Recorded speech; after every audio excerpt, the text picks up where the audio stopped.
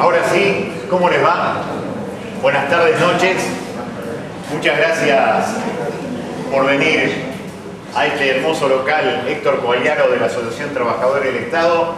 Hoy vamos a hacer un viaje bastante interesante en la geografía y en la historia política de la Argentina y de los intereses económicos que hoy están aquí y de alguna manera han generado esta cuestión de lo que significa la felicidad como una especie de propiedad privada de unos pocos frente a la lucha permanente que tenemos nosotros de que la felicidad sea el derecho de todos y no, insisto, la propiedad privada de unos pocos.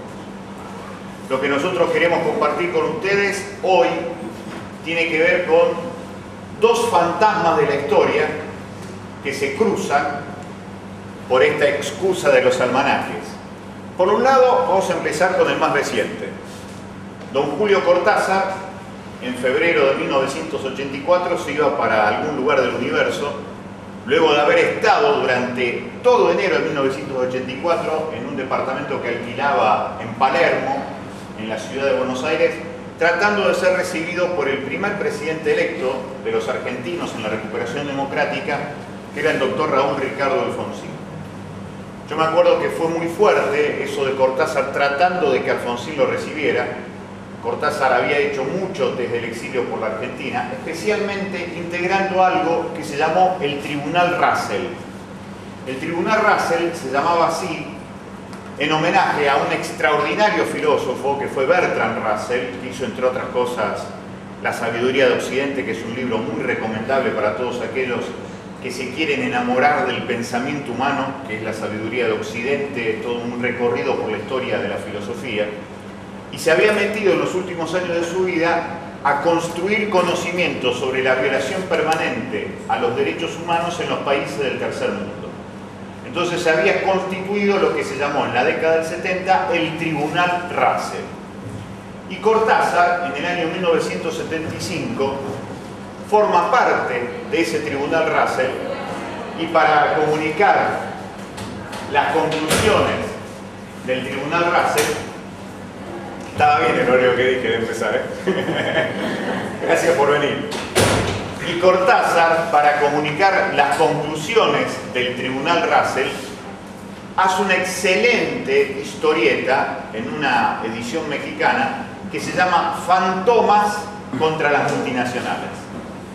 Fantomas era un personaje que había surgido histórico sobre finales del siglo XIX y principios del siglo XX. Era un delincuente francés muy famoso, pero que la literatura contemporánea mexicana, a través de ese género maravilloso que es la historieta en la década del 70, le había dado un giro, y el fantoma histórico, que había sido primero un personaje policial francés, termina siendo un personaje de historieta mexicana en donde este hombre es un millonario excéntrico que tiene ciertos poderes mentales, levita, es telépata, puede ir de un lugar a otro, empieza a trabajar a favor de la justicia, especialmente de los pueblos sojuzgados y de los sectores más vulnerables. Es una historieta casi de culto, pero absolutamente popular en México de los años 60. Ustedes tienen que ubicarse en aquella México de los años 60, en donde en la ciudad autónoma de México se dan muchos movimientos estudiantiles revolucionarios y en donde la historieta es un género realmente de gran comunicación de conciencia ideológica. Allí aparece por primera vez la serie Fantomas. Cortázar toma ese personaje, tal como lo había interpretado en la literatura de la historieta mexicana de los años 60, y produce Fantomas contra los vampiros multinacionales. Año 1977, plena dictadura militar argentina, y a partir de esa historieta produce la difusión masiva a partir de la historieta para toda América Latina de las conclusiones del segundo Tribunal Russell, en donde ese Tribunal Russell dice en esas conclusiones del año 1975 que las nuevas formas de colonización y de sometimiento económico a las naciones del tercer mundo van a estar, por sobre todas las cosas, signadas y atravesadas por la explotación de los recursos naturales. Esto que nosotros denominamos ahora bienes comunes, allá en el documento del Tribunal Russell de 1975 hablaba que esta iba a ser la nueva forma de dominación, que ya no tenía sentido, decía el Tribunal Russell, una invasión a partir de ejércitos con banderas de países extraños, sino que iba a ser la dominación económica de los recursos naturales. 1975. Informe del Tribunal Russell. Cortázar lo hace masivo con esta historieta, Fantoma contra los vampiros multinacionales, y como en febrero del año que viene, dentro de 3 meses, se van a cumplir 30 años de la muerte de Julio Cortázar, que nunca fue recibido por Raúl Ricardo Alfonsín, nosotros tomamos aquella historieta de Cortázar e iniciamos este recorrido juntándolo con el otro fantasma que les traigo a la memoria, una figura realmente notable de la historia política argentina, que es Ángel Vicente Peñalosa, conocido como el Chacho, un hombre que define los límites de los famosos relatos históricos de partidos mayoritarios y no tan mayoritarios en la Argentina. El Chacho Peñalosa fue una figura que luchó junto a Facundo Quiroga y al mismo tiempo se enfrenta a ese muchacho que está en el billete de 20 pesos, que es Juan Manuel de Rosas. Se enfrenta de una manera muy fuerte porque el discurso supuestamente federal de Juan Manuel de Rosas es el discurso de la imposición de la oligarquía de Buenos Aires, de la provincia de Buenos Aires, manejando el puerto de Buenos Aires e imponiendo un proyecto económico de dominación en las provincias. Y allí se levanta la montonera del Chacho desde los llanos riojanos contra ese manejo arbitrario del puerto de Buenos Aires de parte de la clase que representaba Juan Manuel de Rosas. Esto es muy interesante porque allí Ángel Vicente Peñalosa define los límites del supuesto federalismo de Rosas y dice, cuidado que Rosas va a terminar sirviendo a los intereses ingleses. Esto es muy interesante porque después vamos a tener lo que pasó ayer.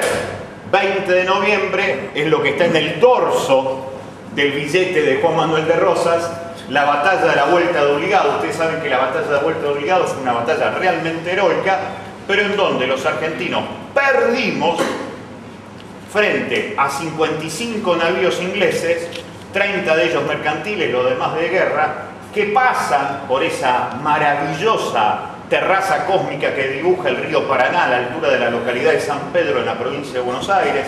Se le ponen las famosas 3 cadenas al río a través de las canoas para que no atraviesen, pero un marinero francés en 5 minutos con un mazazo la rompe. Esto forma parte de la historia concreta. Lo cierto es que pasan y ganan. Y la gran pregunta es por qué nosotros recordamos el Día de la Soberanía con una derrota, cuando a ese mismo convoy inglés nosotros le ganamos a la flota imperial más poderosa de la Tierra, que era la flota del Imperio Británico, el 4 de junio de 1846, aquí, en el sur de la provincia de Santa Fe, en lo que se conoce como Punta Quebracho, en la actual localidad de Puerto General San Martín. Eso no se enseña, no se dice. Está prohibido recordar ese triunfo contra el imperio. Y esta es una buena semblanza para pensar por qué pasa esto. ¿Por qué si le ganamos a los ingleses el 4 de junio de 1846 nosotros recordamos la derrota con los ingleses? ¿Y por qué recordamos la soberanía con la derrota con los ingleses?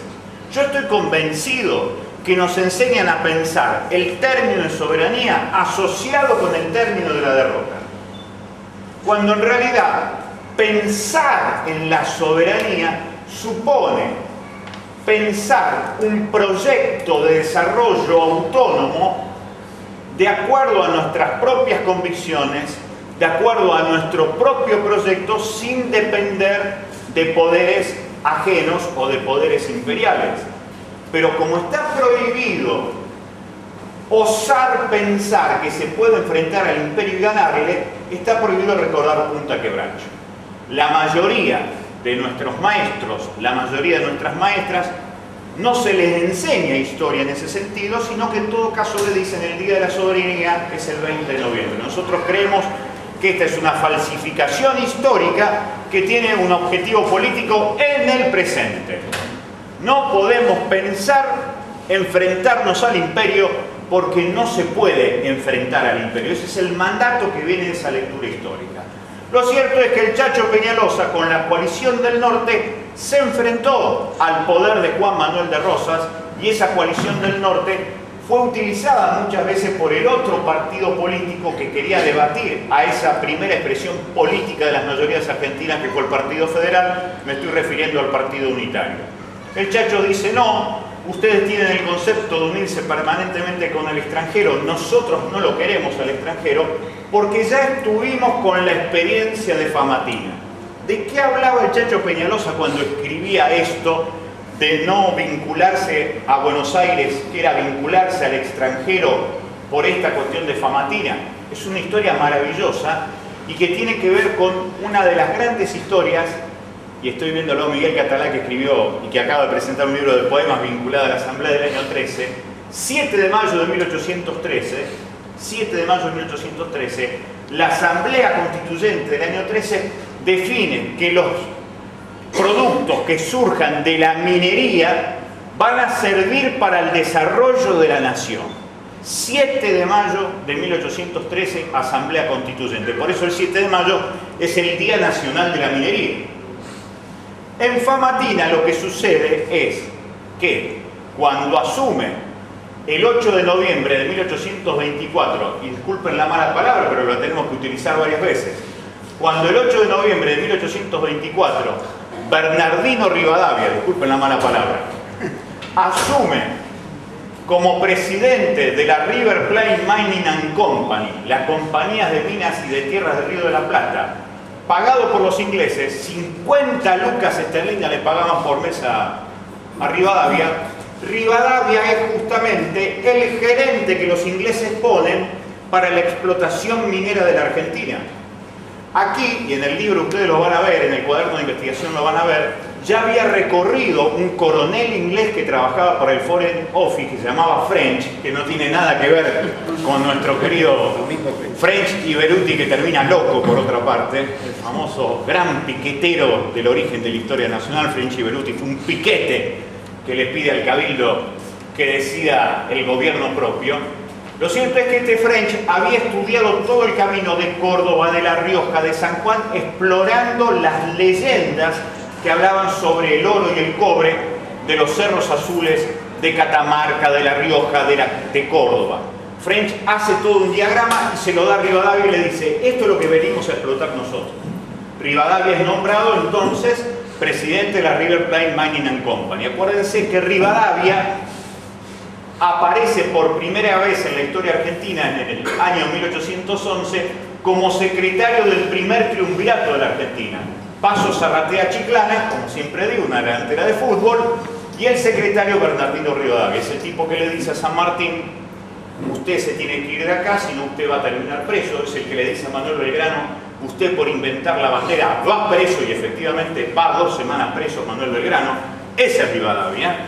Es el tipo que ya en 1822 se había contactado con los ingleses para aquel famoso empréstito de la Baring Brothers por 1 millón de libras esterlinas, de las cuales solamente llegan 200.000 libras esterlinas, y la Argentina termina pagando en 1904 3.600.000 libras esterlinas. Ese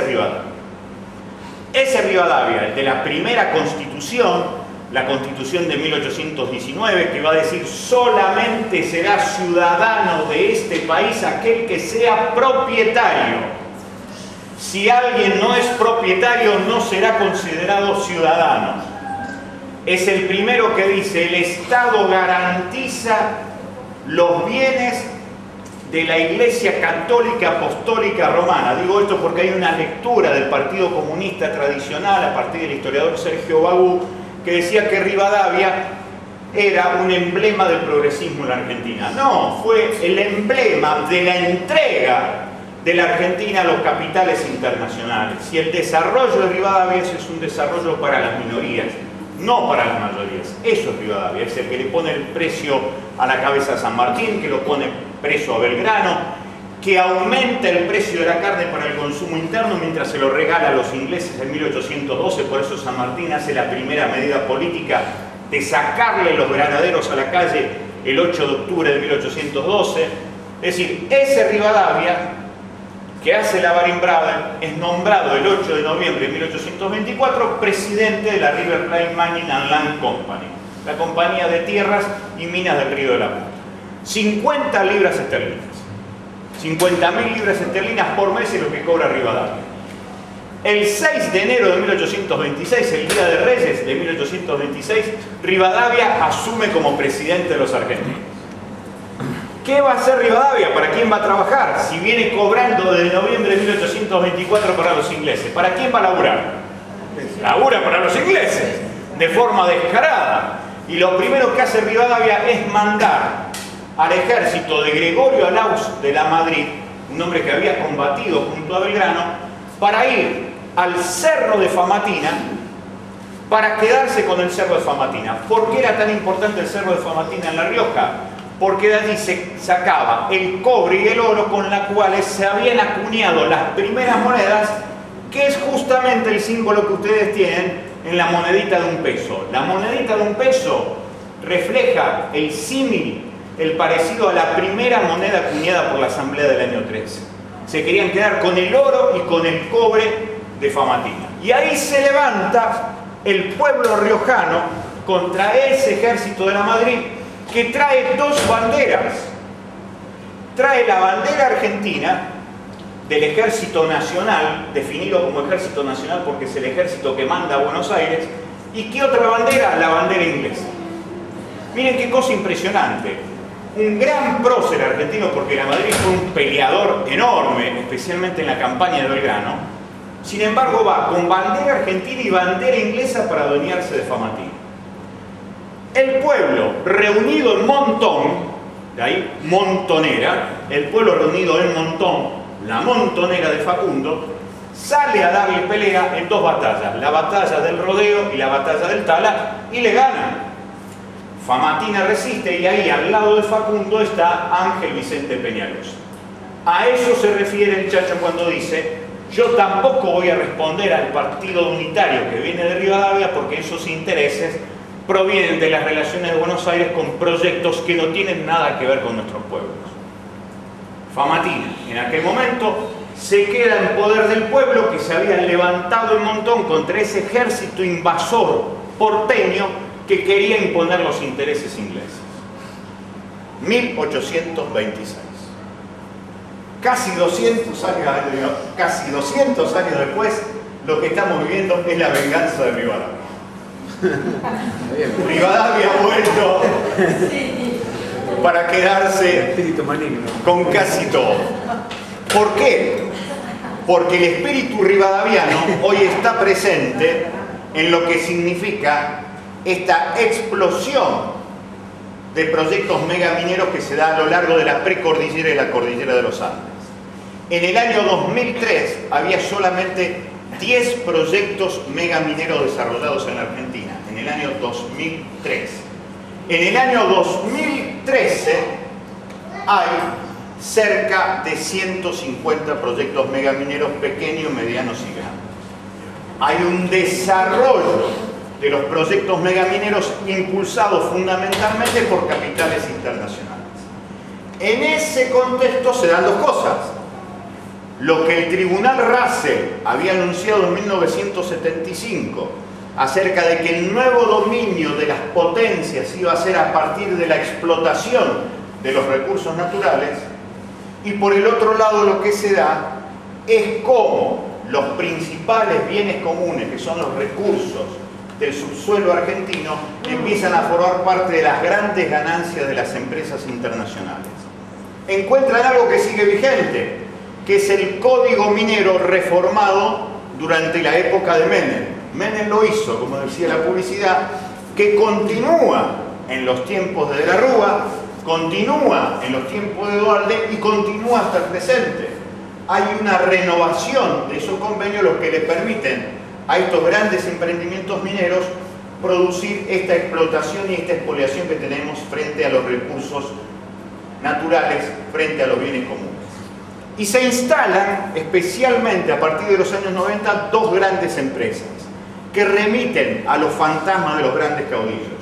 Por un lado, la que saca toda su exportación por aquí, por el puerto privado de Puerto General San Martín, de Terminal 6, ese puerto que se llama Terminal 6 porque en los tiempos de José María Berner, primer gobernador de la democracia recuperada en la provincia de Santa Fe, un prócer, y Eduardo Angelós, gobernador de la provincia de Córdoba, otro prócer, se juntaron para hacer de la terminal aquella la síntesis de 3 empresas aceiteras santafesinas y de 3 empresas aceiteras cordobesas.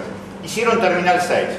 Hoy Terminal 6 es, por sobre todas las cosas, el lugar por donde Minera La Lumbrera saca toda su producción. Minera La Lumbrera se instala en el país en el año 1996 en Catamarca, en las tierras que alguna vez recorriera aquel que se llamó el Quijote de los Andes, Felipe Varela, uno de los últimos grandes montoneros en armas, que levantaba como bandera la Unión Sudamericana en contra del proyecto de Buenos Aires, que era, entre otras cosas, guerra contra el Paraguay y relaciones carnales con Gran Bretaña. Es muy interesante ver que Minera La Lumbrera saca por acá, por Puerto General San Martín, 3.000 millones de dólares anuales, de los cuales, ¿cuánto paga en la provincia de Santa Fe? 0 pesos. ¿Cuánto le paga a Puerto General San Martín, a la comuna de De Grandi, que todas las elecciones que se presenta gana por escándalo? ¿Cuánto paga? Paga solamente 50.000 pesos al año, porque, dijo Minera La Lumbrera, vamos a poner una especie de contribución voluntaria, cuando en realidad tiene que pagar tasa municipal. ¿Cómo contribución voluntaria? Pero eso sí, está pagando una tasa voluntaria. Hacen lo que quieren, hacen lo que quieren. Lo mismo hace Cargill. Cargill, que está facturando 41.000 pesos por minuto allí, en Punta Quebracho, ahí donde le ganamos a la flota imperial más poderosa del planeta del siglo XIX, está pagando también entre 50 y 100.000 pesos, pero de forma también voluntaria, es decir, no le cobran la tasa que le tienen que cobrar, ni tampoco el famoso impuesto de ingresos brutos que sí pagamos los giles, los que vendemos publicidades a razón de 300 pesos por mes, 700 pesos por mes, nosotros sí pagamos ingresos brutos. Cargill, que factura 49.000 pesos por minuto, no paga ingresos brutos en la provincia de Santa Fe. Bueno, allí, desde ese lugar, desde Punta Quebracho, del Puerto San Martín, Minera La Lumbrera saca todo esto. Se han armado en Catamarca, en La Rioja, distintas pobladas que reivindican esos fantasmas. Ese es uno de los momentos más interesantes del recorrido histórico. El otro tiene que ver con el lugar donde van a ir las chicas, ahora San Juan, en donde se juntan distintos fantasmas. Uno de ellos tiene que ver con una gran película argentina que se llama La Guerra Gaucha. La Guerra Gaucha está inspirada en un texto tradicional de Leopoldo Lugones, que nosotros lo leíamos en la escuela primaria. Es un hermoso texto que habla de la reivindicación de esa guerra por la independencia que duró hasta el año 1826, 10 años después de la independencia. Ustedes se acuerdan que la independencia oficial argentina es el 9 de julio de 1816. Falsa independencia porque provincias como la nuestra ya habíamos declarado la independencia un año antes, en lo que fue Arroyo de la China, lo que hoy se conoce como Concepción del Uruguay, porque estas provincias eran artiguistas. Pero antes de seguir con eso, nos metemos directamente en esta historia.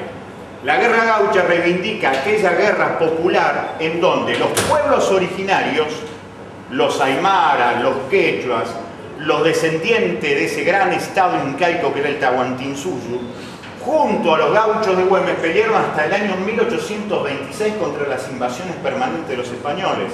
Es una lucha maravillosa en donde aparece una figura extraordinaria como es Juana Zurduy, que es la que hace que Belgrano gane la estratégica batalla de Tucumán, porque Juana Zurduy es mujer, guerrillera, que pelea siempre y además habla el quechua, que es el lenguaje de las mayorías, que es el lenguaje de aquellas 80.000 personas que lucharon y sangraron por Tupac Amaru cuando se levantó en el año 1780. Y eso hace posible que Belgrano se convierta en líder de mayorías y gane la estratégica batalla de Tucumán del 24 de septiembre de 1812. Lo cierto es que cuando se instala La Guerra Gaucha, se hace una película maravillosa que hace Lucas de Mare sobre ese texto de Leopoldo Lugones, y allí trabaja un fenomenal actor argentino que se llamaba Enrique Muiño. Enrique Muiño hacía de un cura gaucho que tocaba la campana de uno de los pueblitos perdidos en esa inmensidad cósmica que son las montañas de Salta y de Jujuy, de una belleza increíble, pero de una soledad también estructural, en donde tocaba la campana anunciando con 2 campanazos cuando los españoles se iban y anunciando con un campanazo cuando los españoles retornaban. Un jefe español se da cuenta de esto en una de las escenas más extraordinarias del cine argentino, filmado en la década del 40. Se ve cuando los españoles descubren esto del anuncio por la campana, vienen los españoles, se meten allí en la iglesia donde el cura está anunciando esta ida y vuelta del ejército invasor y le ponen un culatazo que lo dejan ciego Muñoz en una de las escenas más extraordinarias del cine argentino. Esa es una escena de una película basada en un texto literario de la historia argentina. Década del 40. 60 años después, en Famatina, un cura, un sacerdote, Omar Quinteros, cuando llegaba una subsidiaria de la empresa Barrick, de la Barrick Gold o Cisco, cuando venían parapetados en la policía de José Luis Gioja, mejor dicho, en la policía de Beder Herrera, del gobernador riojano, que fue gobernador, entre otras cosas, por un discurso primero antiminero y ahora es absolutamente pro-minero. Cuando llegaban estos funcionarios de la empresa multinacional junto a la policía y junto a la patota del PJ riojano, se subía a su pequeño lugar donde tenía el campanario y tocaba la campana para anunciarle al pueblo la llegada de esta empresa multinacional. Miren qué fantástico viaje de lo que significa el reverdecer de esos símbolos. Aquello que tenía que ver con la literatura y el cine argentino se manifiesta en la realidad 60 años después. Y este cura, Omar Quinteros, comienza a sufrir la persecución de toda la iglesia riojana. Porque la iglesia riojana es absolutamente subsidiaria de los intereses del gobernador Verde Herrera. Y empiezan a decir que se trata de un cura subversivo, de un cura que hay que echar, de un cura que no tiene nada que ver con el cristianismo, sino que está incitando a la violencia, y sufre una campaña tremenda. Y en un diálogo telefónico que tenemos con él en Radio Universidad y que lo ponemos en el libro, y se lo ponemos a consideración de ustedes, Quinteros dice: yo voy a seguir el ejemplo de Angelelli. Yo sigo tocando las campanas porque sigo con la idea de poner un oído en el pueblo y otro oído en el Evangelio. ¿Qué quieren que haga? Porque yo le digo como un salame: cuídese, Omar, cuídese. Y él me dice: ¿qué quiere que haga? ¿Cómo quiere que me cuide? ¿Que guarde el Evangelio debajo de la cama? No puedo. Y si tengo que seguir el camino de Angelelli final, que me maten, me matarán, pero seré feliz porque he sido coherente con el Evangelio. Es un texto maravilloso porque ese texto ya no es de una obra literaria, ya no es de un guión cinematográfico, sino que es el testimonio de vida de alguien que siente la urgencia de dar su vida individual en pos de la defensa colectiva del patrimonio de todos. Y esto está pasando hoy en la Argentina. En esta Argentina tan profundamente individualista, en donde nos cuesta tanto reaccionar cuando nos matan 230 personas como ya tenemos aquí en Rosario, y que se mira para el otro lado con ese mensaje tan racista, tan nazi, de decir se están matando entre ellos. En esta Argentina que tiene este sentido tan individualista, tan consumista, que haya un sacerdote que se juegue la vida en pos de lo demás y de una lucha colectiva, es maravilloso. Y eso está pasando allí, en los llanos riojanos, en esos llanos en donde estaba Ángel Vicente Peñalosa. Y tanta es la reivindicación de esa historia de lucha, que los riojanos reivindican que su continuidad es la lucha de aquella que había hecho Facundo contra las huestes de la Madrid invadiendo La Rioja en el año 1826 y lo reivindican al Chacho. ¿Y por qué el Chacho se hace presente? Beder Herrera la semana pasada inauguró una estatua del Chacho Peñalosa. ¡Qué pedazo de caradura! Porque Beder Herrera fue el gobernador que llega a la gobernación con un discurso antiminero y lo primero que dice después: vamos a estudiar todos los proyectos para darle vía libre a los proyectos mineros. Pero claro, el 12 de noviembre se cumplieron 150 años del asesinato del Chacho Peñalosa, del feroz asesinato del Chacho Peñalosa. El Chacho estaba en Olta con su mujer Victoria cuando lo están persiguiendo. ¿Quiénes los persiguen? Es un ejército nacional con la bandera argentina. La presidencia era de Bartolomé Mitre, ese tipo que está en el billete de 2 pesos. El creador de la historia oficial argentina, porque crea la Academia Nacional de Historia y además inventa el diario que hasta hoy es el custodio de los intereses de las minorías argentinas, el diario La Nación. 4 de enero de 1870 se inicia La Nación, fundada por Mitre, con una idea que llega hasta el presente. Diario La Nación, tribuna de doctrina. Para que quede claro, hasta el día de hoy, la doctrina en la que baja el diario de la clase dominante más ilustrada, porque el diario La Nación es el mejor diario escrito de la Argentina, sin dudas, pero está expresando los intereses de la clase dominante, sin dudas. Entonces, Beder Herrera dice: vamos a reivindicar la figura del Chacho, y 150 años después de este asesinato, que se produce de esa manera, Victoria, la mujer del Chacho, junto a él están en una casita en Olta, llegan los generales, mejor dicho, los oficiales uruguayos que estaban allí al frente de aquella partida del Ejército Nacional de Mitre, y primero le ponen las manos detrás de la espalda, le atan las manos, y ahí viene un capitán Irrazábal y le tira un lanzazo en el estómago, lo empieza a matar desangrándolo de esa manera y después le cortan la cabeza. 12 de noviembre de 1863. El ejército no dice esto. ¿El ejército qué dice? El ejército dice: en un feroz enfrentamiento, las tropas cumplieron el deber patriótico de terminar con este delincuente subversivo Ángel Vicente Peñalosa.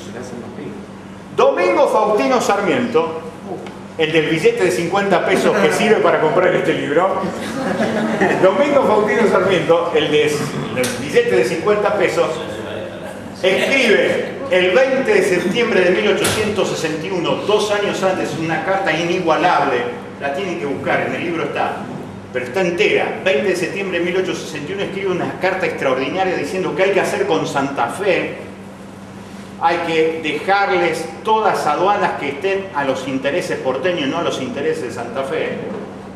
Ojo con eso, que lo que estamos viendo hoy tiene más que ver con lo que proponía Sarmiento que lo que proponemos los santafesinos con nuestros puertos. Y dice en esa carta del 20 de septiembre de 1861, en donde le dice a Mitre qué es lo que tiene que hacer sobre las provincias, le dice: no economice sangre de gauchos, que es lo único de seres humanos que tiene. 20 de septiembre de 1861.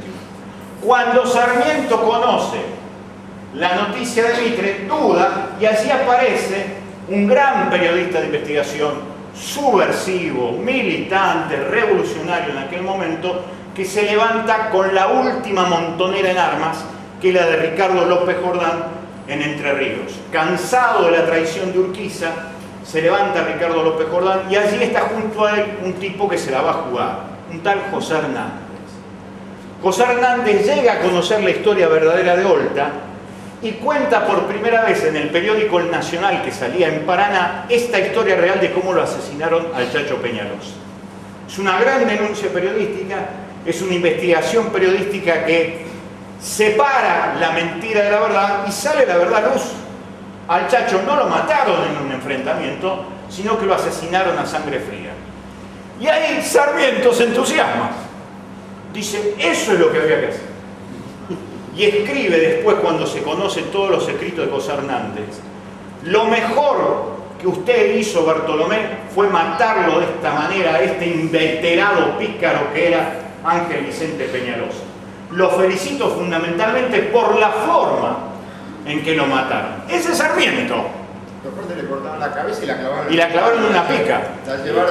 La llevaron a la plaza, y a Victoria, que era su mujer, la hacían barrer desnuda la plaza.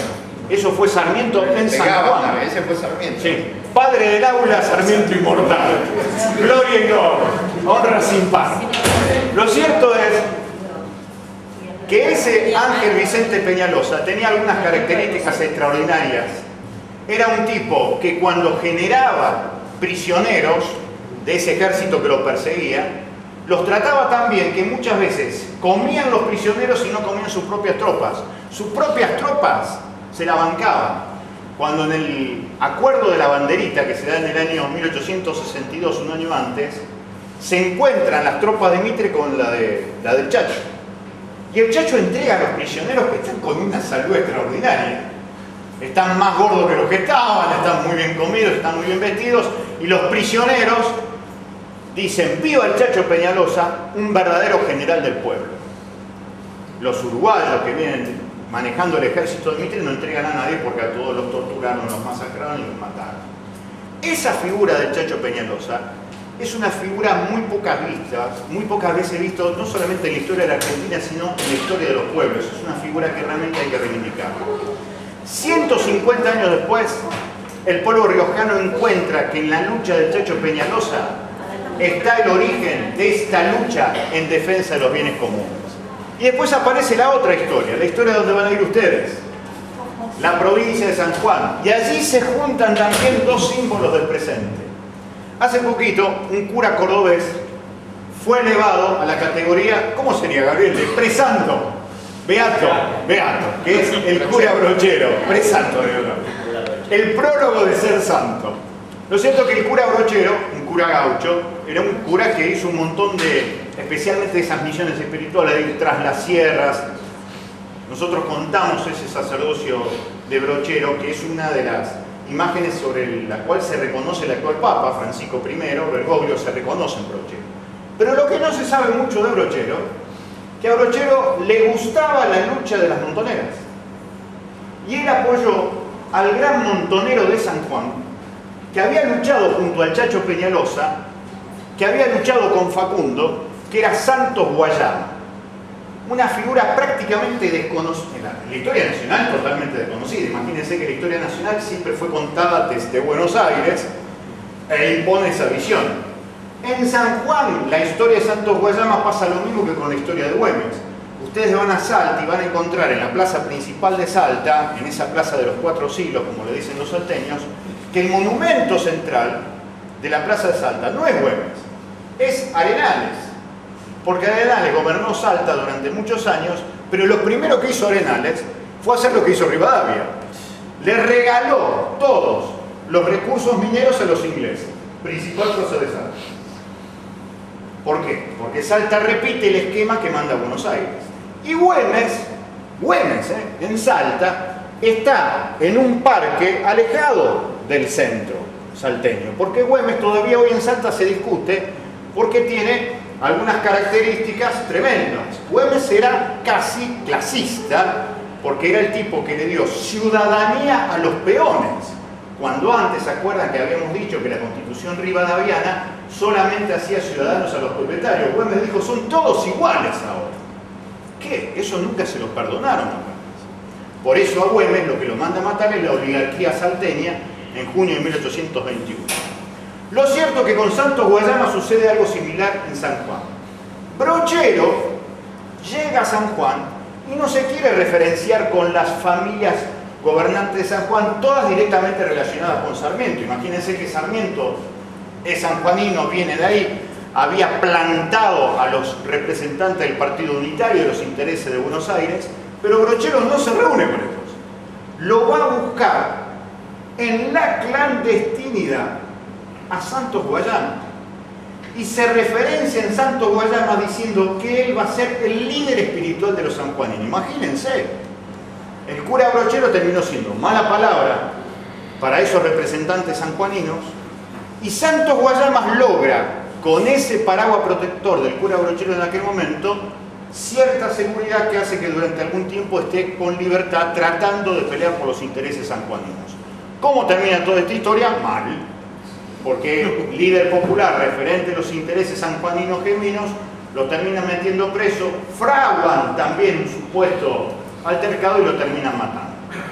Esta historia de Santos Guayama y el cura Brochero es una de las historias menos conocidas de la historia argentina, pero más linda y más nutritiva para el presente. En San Juan llega, hacia principios del tercer milenio, los intereses de la principal minera del mundo, que es la Barrick Gold. La Barrick Gold en San Juan tiene el nombre de Minera Argentina Gold. Es la tercera empresa que más ganó en la Argentina el año pasado. La que más ganó, no de la que más vendió, la que más ganó. Por esto de que no pagan prácticamente nada por la cuestión de exportación. Minera Argentina Gold llega, se instala en San Juan, con el gobierno de Gioja, arman todo y con el gremio oficialista que es AOMA, la Asociación Obrera Minera Argentina, y llegan a darle empleo a 3.000 trabajadores. La Barrick Gold además hace lo que en su momento hizo la Forestal aquí en la provincia de Santa Fe. Pone a la Guardia de Seguridad de la Barrick Gold a los principales represores. Nombra como jefe de seguridad de la Barrick Gold a Mario Bufano, que había sido el secuestrador de Haroldo Conti. Esto nosotros lo denunciamos en el año 2010, yendo hasta San Juan, identificando esto. Menos mal que lo metieron preso. Pero lo cierto es que el jefe de seguridad de la multinacional era el hombre que había integrado el batallón 601, el batallón de inteligencia del ejército argentino, que había participado de muchos secuestros, de la masacre de Fátima había participado, y del secuestro de Haroldo Conti, uno de los principales escritores de América Latina. Ese era el jefe de seguridad de la Barrick Gold hasta el año 2010. ¿Por qué la Barrick Gold está allí? Porque hay acuerdos entre el gobierno nacional de Cristina Fernández de Kirchner y el gobierno provincial de José Luis Gioja. El mismo esquema que se da con Monsanto en Córdoba, en donde De la Sota y Cristina parecen pelearse mucho de la boca para afuera, pero firman permanentemente el acuerdo para que Monsanto produzca en Córdoba. En el año 2005 se demuestra que Monsanto produjo 14 casos de muerte cada 100.000 habitantes en Córdoba por la cuestión de la contaminación. Esto va a juicio. El juicio demuestra que la fumigación efectivamente es tóxica y atenta contra la salud, y los 3 tipos que van a juicio, sin embargo, quedan libres. Se demuestra que la fumigación mata, o que puede matar, mejor dicho, pero quedan libres. Esta es una lucha que sigue hasta hoy con un acampe que se da en el barrio Islas Malvinas, a la salida de Córdoba, que hace la gente contra Monsanto. Allí también, el año pasado, De la Sota y Cristina firmaron el convenio para que Monsanto desarrolle su planta allí en Córdoba.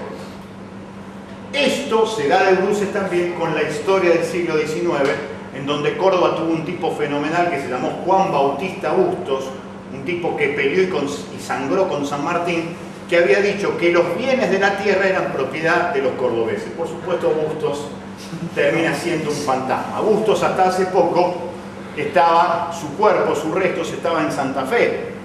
El gobierno de la Sota repatria los restos de Bustos a Córdoba, hace todo un gran acto y ahí lanza José de la Sota su vieja frase, hoy como bandera política: vamos a hacer cordobesismo puro, dice de la Sota, a partir de los restos de Bustos. Pero lo que hace de la Sota es sumisión ante los intereses multinacionales y hacemos cordobesismo formal, de la boca para afuera. Lo cierto es que eso también está mostrando cómo el siglo XIX tiene fantasmas en este siglo XXI. Pero quizás lo peor esté en el lugar. Durante 30 años gobernó en el siglo XIX otro gran caudillo que se llamaba Juan Bautista Ibarra, que es Santiago del Estero. Santiago del Estero, ustedes saben que fue el primer lugar habitado de la Argentina, es el primer lugar en donde se da el primer proceso de desocupación y el primer proceso de crimen ecológico. Santiago del Estero tenía el 80% de la población del virreinato del Río de la Plata hacia 1810. Era el lugar que los españoles decían que era el vergel de la civilización. Todo el mundo trabajaba alrededor de los montes del Quebracho, la industria, la caña, todo se desarrollaba en Santiago del Estero. Era un lugar fantástico.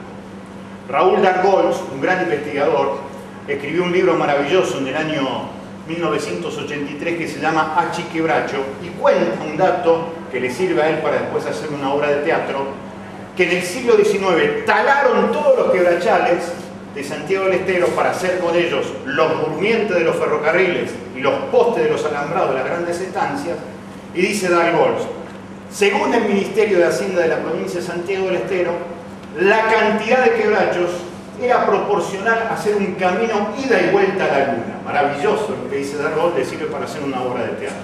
¿Qué significó eso? Un gran crimen ecológico. Santiago del Estero cambió, se convirtió en la tierra que hoy conocemos de Santiago del Estero, con salinas, con un territorio muy seco, y la gente que trabajaba en los quebrachales ya no tenía dónde trabajar. Es la primera construcción de la primera oleada de desocupados por un proyecto económico-político que no respondía a los santiagueños. ¿Cómo disfrazó el sistema ese crimen ecológico y ese crimen social? Le llamó a los santiagueños vagos. Hasta el día de hoy, ese mito está presente en cada uno de nosotros. Los santiagueños son vagos. En realidad, los santiagueños fueron los primeros desocupados de la historia por un proyecto político-económico que destruyó el ecosistema santiagueño. Allí en Santiago del Estero, el que vivía permanentemente cuando buscaba descansar era Manuel Belgrano. Es una historia fantástica la de Santiago. Pero allí en Santiago del Estero se ve la mayor perversión hoy de los intereses multinacionales. Desde el año 2003 al 2008, la empresa inglesa GlaxoSmithKline, que es un laboratorio, experimentó con 16.000 chiquitos, la mayoría de Santiago del Estero, pagados a médicos pediatras a razón de 400 euros por familia que firmaba el consentimiento para hacer el experimento de una vacuna contra el neumococo que se llamó Proyecto Compass. Le pagaba a Glaxo esto, 400 euros a cada pediatra. Los que somos padres sabemos que la palabra del pediatra es casi la palabra de Dios. Entonces a la gente decían: ustedes firmen esto que va a ser para lo mejor para su hijo. Y entregaban eso. El pediatra recibía 400 euros por pibe que entregaba. De esos 16.000 chicos, 18 murieron. Chicos de 0 a 3 años. En el año 2010, la ANMAT, la Administración Nacional de Medicamentos y Tecnología, le aplica una multa por matarnos a 16 chiquitos santiagueños. La multa que le aplica la GlaxoSmithKline es de 500.000 pesos. 500.000 pesos es la quinta parte de lo que factura Glaxo en un día. GlaxoSmithKline, la empresa inglesa que está en Buenos Aires, Córdoba y Santa Fe, no en Malvinas, sino acá, en el territorio continental argentino. Digo esto por la inflación de nacionalismo que cuando llega el 2 de abril que hay que recuperar Malvinas, que claro que hay que recuperar. Hay que echar a los ingleses de Malvinas, claro que hay que echarlos. Pero ojo que los ingleses están más adentro acá en el territorio que en Malvinas. Porque si las Malvinas son argentinas, la Argentina también es argentina. GlaxoSmithKline, los intereses ingleses en el territorio continental argentino, nos mata a esos pibes, nos mata 18 pibes santiagueños, le cobró el Estado Nacional 500.000 pesos de multa por matar a esos pibes, y esa es la quinta parte de lo que Glaxo factura en un día, que son 2,5 millones de pesos. La conclusión que nosotros hacemos a lo largo de toda esta historia es: nuestros pueblos llegan a la ruta de la reivindicación de lo iniciado por los caudillos populares porque la lucha en la matriz sigue siendo la misma. ¿Cómo tener un proyecto propio para lograr la felicidad? Y para lograrlo necesariamente hay que enfrentarse a los proyectos de los intereses multinacionales denunciados por el Tribunal Russell allá por 1975, que decían que las nuevas conquistas era la conquista de los recursos naturales de los pueblos del tercer mundo. Para eso nuestros pueblos se despiertan, se suman en montón. Hoy le dicen las asambleas populares de Famatina, la Asamblea Popular de Chilecito, las asambleas de Catamarca, las asambleas de Córdoba, las asambleas de Rosario, como la asamblea de la niñez, que es la de defender nuestro principal bien común, que son nuestros pibes. Ese me parece que es en realidad el renacimiento de la conciencia, que la matriz de dominación en la Argentina, más allá de los bellos discursos, sigue existiendo. Y para ser feliz tenemos que volver a insistir en la idea de empezar a pensar que la palabra soberanía y sentirnos libres para pensar con nuestra cabeza y sentir con nuestro corazón es fundamental. De eso se trata. Por eso reivindicamos la lucha de Chacho Peñalosa contra Lavar y Monsanto, porque es la lucha de nuestro pueblo por ser feliz. Muchísimas gracias y disculpen tanta gracia.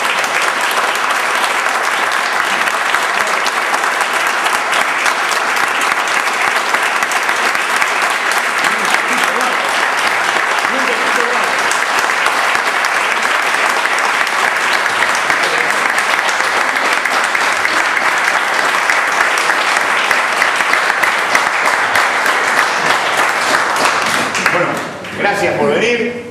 A la gente que se iba a San Juan todavía no se fue. Así que cuando lleguen a San Juan, viva Santos Guayama, empiezan a decir que van a hacer lío. Ya le hicieron un tema para ¿Ya le hicieron el tema? Bueno, acá están los ejemplares para que los quieran comprar con un sarmiento. Con un sarmiento. Sí, sí, bueno. Gracias por venir.